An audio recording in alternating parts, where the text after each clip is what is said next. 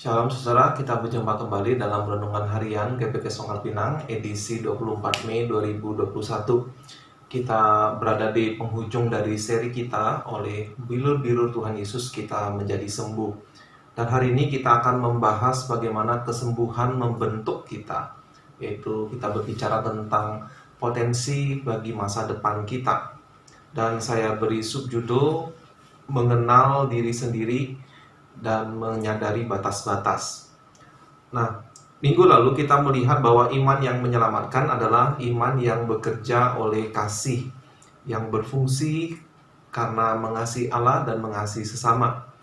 Hari ini kita akan melihat kepada isu bagaimana kita sebagai ciptaan, dan karena kita bukan Allah, berarti niscaya kita memiliki batasan-batasan. Semua ciptaan dibatasi oleh ruang dan waktu. Misalnya pengkhotbah berkata ada waktu menanam, ada waktu mencabut, ada waktu lahir, ada waktu untuk mati, ada waktu untuk ini, ada waktu itu untuk itu. Nah, salah satu makna dari perkataan ini adalah bahwa kita dibatasi oleh waktu. Waktu membatasi kita. Kita juga dibatasi oleh ruang atau fisik kita. Kita tidak maha hadir, kita tidak maha kuasa. Nah, ini artinya kita mempunyai batas-batas. Ternyata Allah punya maksud baik dengan keterbatasan-keterbatasan tersebut.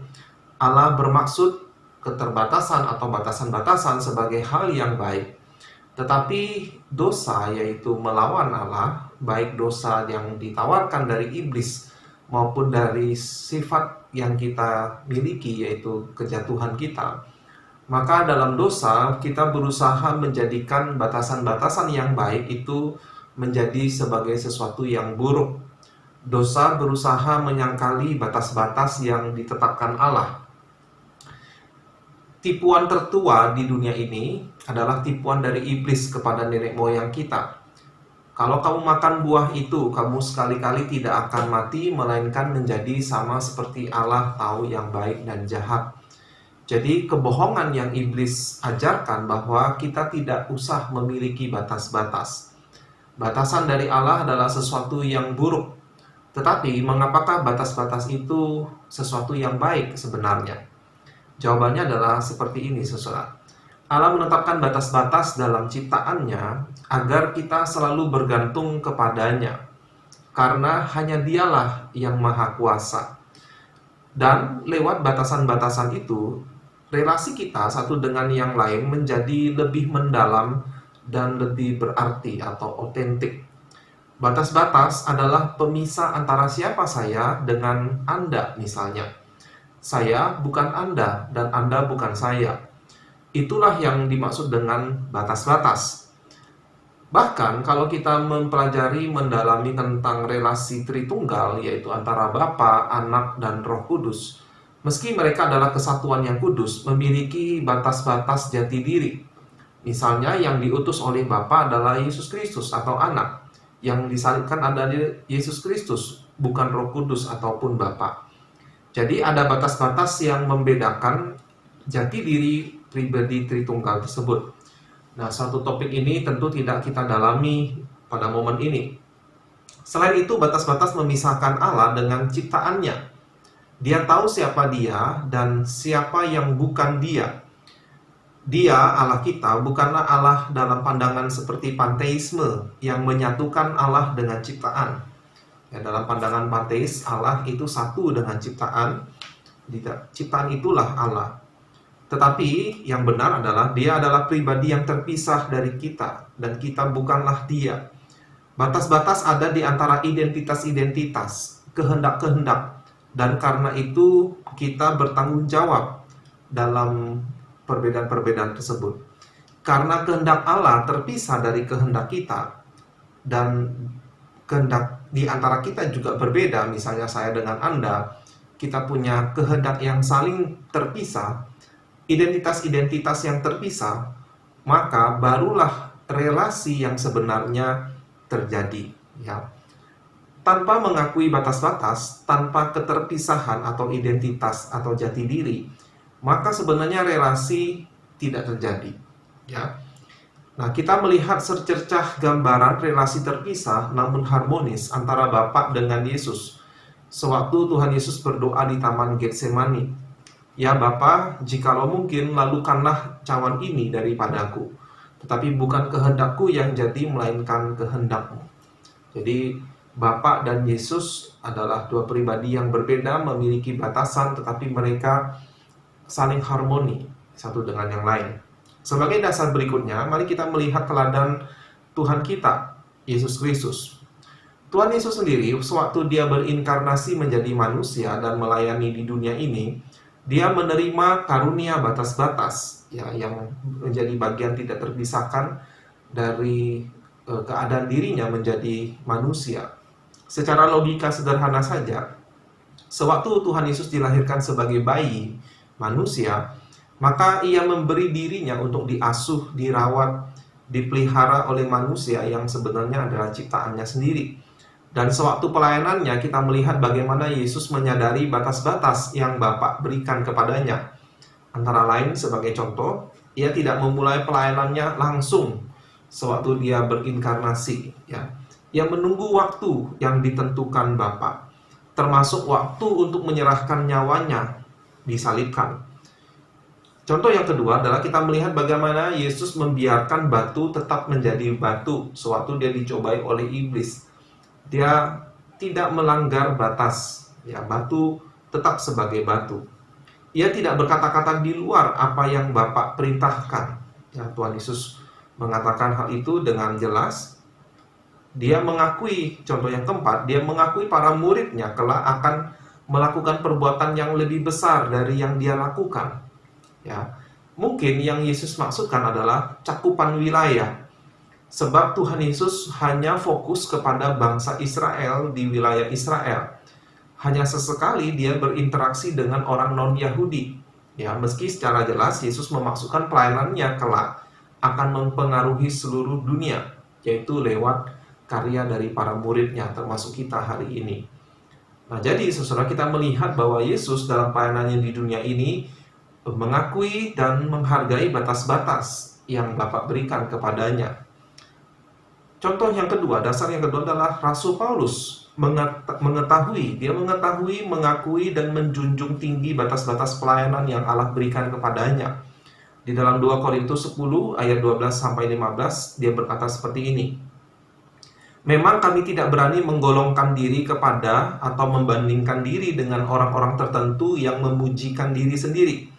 Mereka mengukur dirinya dengan ukuran mereka sendiri dan membandingkan dirinya dengan diri mereka sendiri. Alangkah bodohnya mereka. Sebaliknya, kami tidak mau bermegah melampaui batas, melainkan tetap di dalam batas-batas daerah kerja yang dipatok Allah bagi kami, yang meluas sampai kepada kamu juga.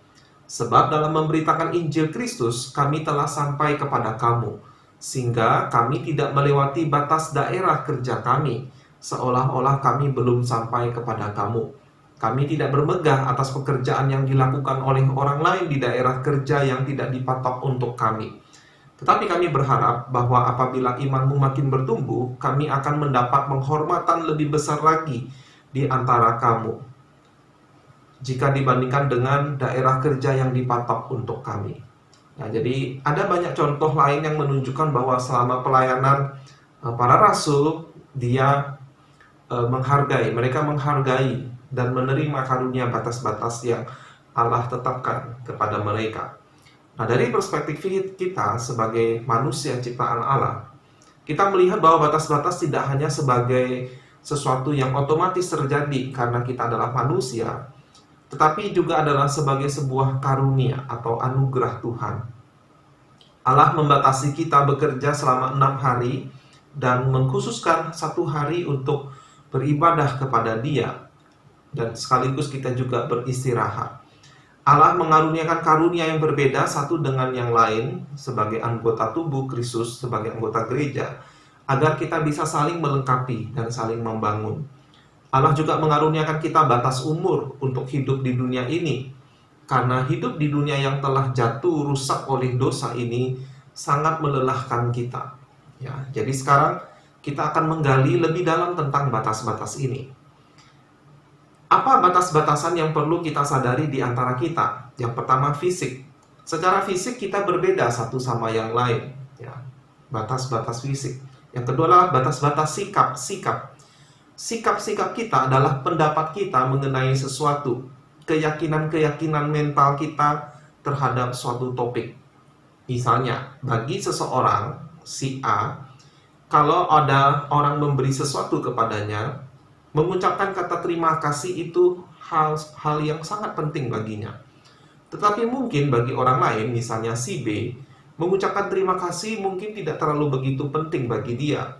Tetapi perlakuan kita kepada orang yang memberi itu lebih penting. Ya, jadi ada kemiripan tetapi ada perbedaan pendapat. Sehingga hasil sikap yang dihasilkan pun bisa berbeda. Perbedaan batas-batas yang lain misalnya yaitu perasaan-perasaan kita. Perasaan secara fisik maupun secara emosional kita adalah milik kita dan bukan milik orang lain. Maka kita bertanggung jawab terhadap perasaan-perasaan kita sendiri. Contoh, kalau ada satu masalah, kalau kita marah, belum tentu orang lain merasakan perasaan yang sama. Jadi kita harus bertanggung jawab terhadap perasaan kita itu, dan orang lain harus bertanggung jawab pada perasaannya itu, ya. Yang keempat adalah pikiran-pikiran kita. Pikiran kita adalah bagian penting lain tentang siapa diri kita, siapa saya dan siapa Anda. Allah memberi kita kemampuan untuk berpikir, dan oleh karena itu kita bertanggung jawab juga terhadap pikiran-pikiran kita. Dan saya perlu mengingatkan, Allah juga memberitakan kita untuk mengasihi Dia dengan akal budi kita, ya. Yang kelima adalah kemampuan kita. Ada batas-batas. Jadi kemampuan saya berbeda dengan kemampuan Anda, dan itu menjadi identitas diri kita masing-masing. Dan contoh yang keenam adalah keinginan-keinginan. Ya, setiap kita memiliki keinginan-keinginan yang berbeda sehingga ada batasan-batasan tersendiri masing-masing. Nah, sekarang secara singkat bayangkan kalau kita berusaha bertanggung jawab pada wilayah orang lain yang sebetulnya bukan bagian dari diri kita. Misalnya, kalau kita berusaha mengurusi keinginan orang lain atau perasaan orang lain, maka kita harus bersiap menanggung beban yang lebih besar dari yang seharusnya kita terima. Ya, karena kita berusaha menanggung itu untuk orang lain. Kita berusaha menanggung perasaan orang lain, atau kita berusaha bertanggung jawab pada pikiran orang lain. Sebaliknya, saudara, kalau kita tidak bertanggung jawab pada perasaan kita sendiri, misalnya, maka akan sulit bagi orang lain berelasi dengan kita. Sebagai contoh, kalau saya marah karena perkataan seseorang, tetapi saya tidak mau bertanggung jawab pada perasaan saya itu, artinya saya tidak mau menghadapi orang itu. Saya tidak memberitahu dia bahwa saya marah, tetapi saya juga tidak memprosesnya. Saya hanya memendamnya. Memaafkan tidak, memberitahunya juga tidak, ya. Sehingga memberi dia kesempatan untuk menjelaskan atau mungkin minta maaf. Jadi saya hanya memendam, tidak bertanggung jawab. Maka kalau saya bertemu dengan orang itu, maka tentu saya akan mengalami kebimbangan atau ambiguitas. Bagaimana bertemu dengan dia? Saya marah dengan dia, tapi saya tidak mengatakannya, saya tidak mengakuinya, saya tidak bertanya kepada dia, dan artinya saya juga tidak mengampuni dia. Maka akan timbul kesulitan relasi antara saya dengan orang tersebut. Nanti adalah sebuah contoh bagaimana kalau kita tidak menyadari perasaan kita, tetapi lalu kemudian kita tidak bertanggung jawab terhadap hal itu. Nah, itu adalah contoh tidak atau mengabaikan batas-batas, ya. Sekarang kita melihat pada fungsi batasan-batasan. Yang pertama, batasan-batasan itu seperti pagar di jembatan penyeberangan, melindungi kita agar tidak terjatuh dan juga agar kita tidak keluar jalur. Kita tidak ragu-ragu untuk melangkah, sebab ada batas-batas yang menjaga kita, membimbing kita. Dan saudara-saudara, inilah alasan mengapa Allah memberikan kita hukum-hukumnya. Ya, di dalam 2 Timotius 3 ayat 16-17, Paulus berkata, segala tulisan yang diilhamkan Allah memang bermanfaat untuk mengajar, untuk menyatakan kesalahan, untuk memperbaiki kelakuan, dan untuk mendidik orang dalam kebenaran. Dengan demikian, tiap-tiap manusia kepunyaan Allah diperlengkapi untuk setiap perbuatan baik. Nah, saudara-saudara, kalau kita membayangkan seorang anak yang dibesarkan tanpa batasan, artinya tidak ada aturan sama sekali, maka kita bisa menduga dia akan tumbuh menjadi anak yang liar, yang begitu bebas, dan akibatnya kehilangan arah. Sebaliknya, kalau seorang anak dibesarkan dalam batasan-batasan yang terlalu banyak, ya, melampaui apa yang Allah berikan, artinya terlalu membatasi, maka anak itu otomatis tidak akan berkembang, ya. Dia terjerat seperti ahli-ahli Taurat yang membebani umat Israel dengan berbagai aturan yang mereka ciptakan sendiri, yang bukan firman Allah. Atau ada orang-orang yang membebani diri sendiri dengan seperangkat aturan ketat, sehingga akhirnya dia kelelahan sendiri dengan aturan-aturannya. Nah, jadi aturan itu berguna sebetulnya, tetapi harus hati-hati, harus sesuai dengan firman Tuhan. Yang kedua, fungsi yang kedua dari batas-batas adalah seperti pagar di pekarangan rumah, yaitu batasan mencegah hal-hal dari luar sembarangan memasuki wilayah kita. Juga memberi kita kesadaran batas-batas wilayah kita, agar kita tidak sembarangan keluar atau memasuki wilayah orang lain. Nah, apa yang terjadi apabila seseorang tidak menghargai karunia batas-batas? Nah, saudara perhatikan gambar berikut ini, ilustrasi ini. Ini adalah contoh gambar orang yang tahu diri, ya, seperti kotak yang utuh, yang ada pintunya kalau dia mau keluar atau mengizinkan orang masuk. Ya, orang yang tahu batas diri, tahu batas orang lain. Sebaliknya, orang yang tidak tahu diri, ya, atau tidak tahu batas dirinya dan tidak tahu batas wilayah orang lain, saya ilustrasikan seperti gambar ini. Kotak pagar yang putus-putus, tidak jelas batasnya, ya. Apakah ini saya? Apakah ini saya? Tidak tahu, ya, tidak yakin. Nah, akibat dari orang yang kurang tahu diri ini, tidak menjaga batas-batas, biasanya akan menjadi dua tipe kepribadian ini. Yang pertama adalah tipe orang inferior. Karena dia tidak tahu dirinya sendiri, maka orang lain yang akan berusaha mengatur dirinya, ya, seenaknya, dijajah oleh orang lain. Dia tidak berani berkata tidak setuju. Dia kesulitan mengidentifikasi perasaannya, ya, apakah dia marah, apakah dia senang. Dia sukar untuk mengatakan, untuk mengidentifikasi. Dia juga tidak punya keinginan, yang dia tidak jelas apa keinginannya, kehendaknya, ataupun pikirannya. Nah, orang yang menjadi inferior bisa menjadi beberapa jenis orang tertentu seperti ini, yaitu orang yang punya mental korban. Ya, dia selalu merasa situasilah yang membuat dia kesulitan, membuat dia menjadi seperti ini dan seperti itu. Atau dia menjadi tipe orang yang penakut, ya, sangat peragu, khawatir, ya, dia tidak percaya, tidak punya keyakinan, ya, untuk melakukan sesuatu. Nah, tipe yang kedua, seorang yang tidak mengenal atau tidak menghargai batas-batas, adalah sebaliknya, yaitu jenis orang yang mendominasi. Karena tidak tahu batas diri, maka orang yang jenis kedua yang tidak kurang tahu diri ini adalah seenaknya memasuki wilayah orang lain, bahkan mengobrak-abrik atau mengatur isinya, ya, terlalu pede mengemukakan keinginannya, pendapatnya, tanpa peduli tanggung jawab atas wilayahnya sendiri, ya, tidak peduli perasaan, pikiran, kemampuan atau kehendak orang lain. Nah, manifestasi orang yang seperti ini antara lain menjadi tipe orang yang arogan, ngebos, ya, bosi, diktator, atau menjadi orang yang suka menuntut, ya. Mungkin mirip iblis, ya. Iblis itu menuntut kita di hadapan Allah siang dan malam.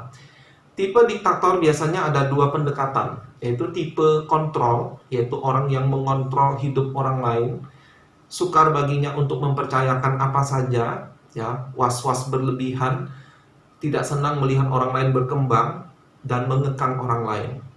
Tetapi ada juga tipe kontrol yang kedua yang tidak secara langsung, yaitu tipe manipulasi.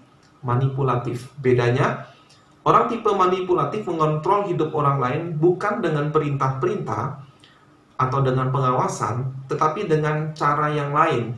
Misalnya antara lain, pura-pura menjadi korban situasi, berharap orang lain yang mengurusi hidupnya, sehingga dia tidak mau bertanggung jawab atas hidupnya sendiri. Atau memanipulasi orang lain dengan memberikan hadiah. Ya, hadiah itu bisa berupa kata-kata yang manis, pujian yang bulus, atau memberi hadiah-hadiah fisik agar orang-orang berada di pihaknya. Tetapi tujuannya adalah untuk memanfaatkan orang itu. Ya, tidak betul-betul mengasihi mereka. Nah, saudara, kedua-duanya adalah bentuk penyangkalan batas-batas, dan karena itu tidak menghasilkan relasi yang otentik, relasi yang sehat, yang seharusnya. Relasi yang sehat, relasi yang sembuh dari sakit adalah relasi antar pribadi yang mengenal diri, mengenal batas-batas yang Allah berikan pada dirinya. Artinya, semakin mengenal diri, semakin menghargai atau mengasihi orang lain. Dan pada saat yang sama, menjadi semakin mengenali menjadi diri sendiri. Nah, dengan kata lain, salah satu proses kesembuhan kita dari penebusan Yesus Kristus yang mengampuni dosa kita, membaharui kita, adalah salah satu hasil dari kesembuhan jiwa kita oleh penebusan Yesus Kristus. Kita menjadi mampu menyelami kehidupan orang lain karena kasih kita, iman yang bekerja oleh kasih yang saya bahas minggu lalu, tetapi tetap menjadi diri sendiri, bahkan menjadi semakin mengenal diri sendiri. Dengan kata lain, kita menerima karunia batas-batas yang adalah bagian dari rancangan Allah, bagian dari anugerah Allah. Nah, saudara, sebetulnya ada banyak hal yang bisa digali lebih dalam dari topik batas-batas diri ini. Misalnya, konsep tentang batas-batas ini bukan berarti kita meminimalkan upaya kita. Ya, saya khawatir kita memahami konsep batas-batas lalu kita pada akhirnya tidak maksimal. Tidak, saudara, mengenal batas-batas berarti kita berjuang memaksimalkan batas-batas yang Allah berikan kepada kita. Dan ada isu-isu lain yang sebetulnya masih bisa digali, dibahas mengenai topik ini. Tetapi untuk pertemuan ini saya rasa cukup saudara-saudara bisa melihat gambaran besar bahwa Allah memberikan kita karunia batas-batas. Ini adalah bagian dari kesembuhan kita. Nah, saya tutup dengan mengajak saudara berpikir, memikirkan tentang diri kita sendiri. Apakah saya termasuk orang yang mudah mengenali diri saya sendiri? Khususnya setelah kita diterima oleh Yesus Kristus, sudah ditebus oleh Tuhan kita. Apakah kita masih kesulitan untuk mengenali, menerima diri kita? Nah, kalau ternyata ada kesulitan, coba kenali diri sendiri, ya. Apakah saya termasuk orang yang inferior, yang kesulitan untuk menyadari diri? Ya, misalnya memahami pikiran sendiri, perasaan sendiri, atau melihat, menilai sikap diri sendiri, sehingga sering bergantung pada perkataan orang lain, bergantung pada konfirmasi dari orang lain. Ataukah saya termasuk orang yang jenis satunya, yang dominan, yang sering mengatur hidup orang lain tanpa menghargai batas-batas pribadi mereka? Nah, saudara-saudara perlu menjawab pertanyaan ini. Apakah saya tipe yang bagaimana? Dan kalau Anda berhasil mengidentifikasi diri Anda, doakanlah hal itu. Minta pertolongan dari Tuhan. Minta Tuhan berikan hikmat untuk mengenali dan menghormati batas-batas yang Allah berikan kepada kita. Dan kita juga menghargai batas-batas orang lain, wilayah orang lain. Sehingga ketika kita berelasi satu dengan yang lain, kita bisa mengalami relasi yang sesungguhnya, relasi yang utuh yang Allah maksudkan. Kiranya renungan hari ini memberkati saudara. Mari kita berdoa sejenak. Tuhan, terima kasih karena Engkau menciptakan kami sebagai umat Tuhan. Berarti Tuhan juga memberikan kami batas-batas wilayah dalam diri kami, di mana kami harus bertanggung jawab di dalamnya. Tolong kami Tuhan untuk bisa mengenali diri kami dengan lebih baik di hadapan firman-Mu, dan juga kami bisa menghargai dan memaksimalkan karunia yang Tuhan percayakan kepada kami. Dan pada saat yang sama Tuhan, kami juga belajar menghargai batas-batas orang lain. Kami tidak terlalu sibuk untuk mengurusi kehidupan orang lain sampai kami kehilangan jati diri kami. Sebaliknya juga kami tidak menjadi orang yang inferior karena kami menghindar dari bertanggung jawab pada diri kami sendiri. Tolong kami Tuhan untuk menjadi orang-orang yang oleh bilur-bilur-Mu disembuhkan, sehingga kehidupan kami bisa berbuah di dalam kebahagiaan, sukacita, damai sejahtera yang sebenarnya. Terima kasih Tuhan untuk firman-Mu. Inilah doa kami, di dalam nama Tuhan Yesus kami berdoa. Amin. Sampai jumpa di lain kesempatan.